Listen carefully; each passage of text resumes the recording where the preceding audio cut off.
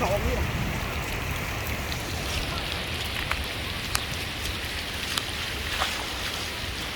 Không lại một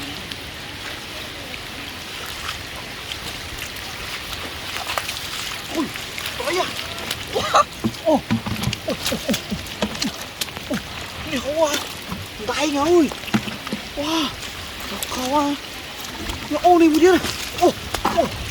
Đó là ơi. Wow. Wow. Nhiều quá tên tay. Nhiều quá. Oh my god. Oh. Oh. Nhiều quá.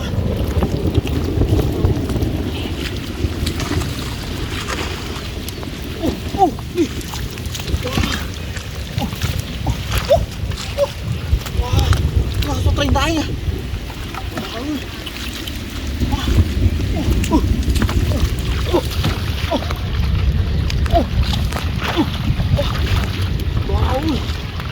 Nè con đánh tuôn à. Wow. Trời ơi. Nghe làm cái trắng rồi. Ôi. Ôi. Trời ơi, con ăn ấy à.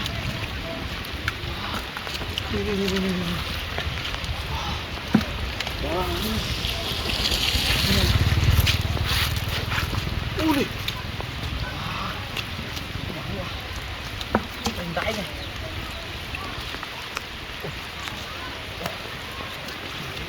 Ôi. Đi.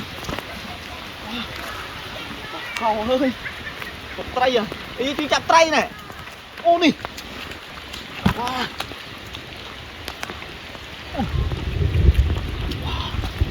Wow. Wow, trời nào ơi. Ông lót này. Lần đó nhiều mà mềm mà nhỉ. Ông mềm mình đọc câu á. Đục đôi à này. Cây mà.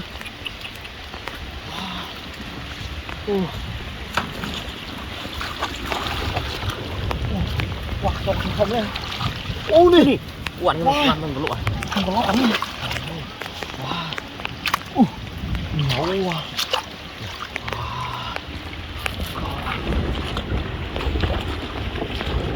Ô đi hảo ơi.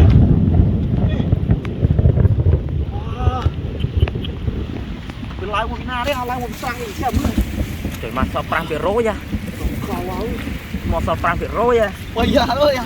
Ô đi. Trời phùng lên chơi vào sắp ớt mò. Sợ bà. Ngoài thật ghê quá à.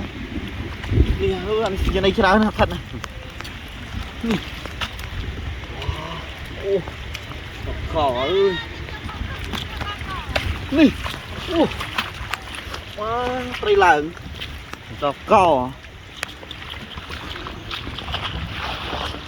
Ô nè. Ô. Ô. Ô, nè. Tích rồi. Ôi. Lần phơi rồi. Rồi.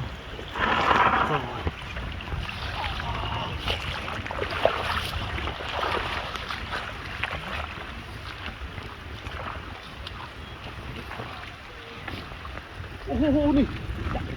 Wow. Trời ơi. Ô, cái ơi. Cái gì? Trời ơi. Ngoại trời. Một mặt. Wow. Nhau qua sao tay à. Trời ơi. Ô, còn tay này. Thật hết phi. Nó vượt à. Nhau quá. Đi à.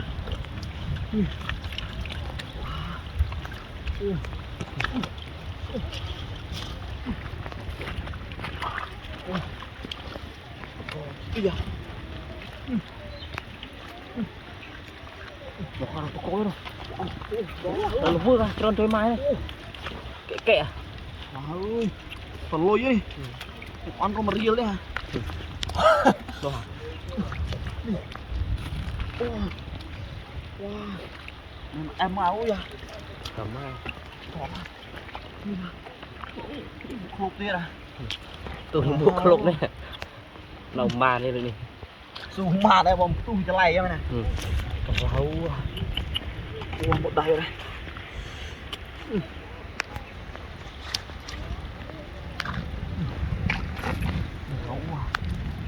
Đây. Lấy lên cả.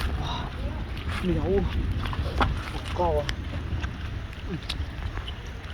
Mà hử. Người ta nó mục tiêu đó là tay lại. Cật chạp hay cật cancer rồi, cật chóp chạp rồi. Quỳnh. Lăng thang này. Bà. Đừng có like mua vì ná. Mở. Chập vô. Bà.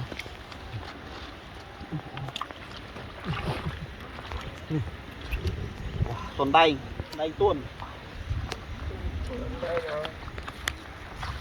Trục tất ai là như tao mua. Hack to sell in the market. Trời ơi. Tao mới cặp vào những bây giờ. Đúng rồi. Cặp hàng. Mấy. Cầu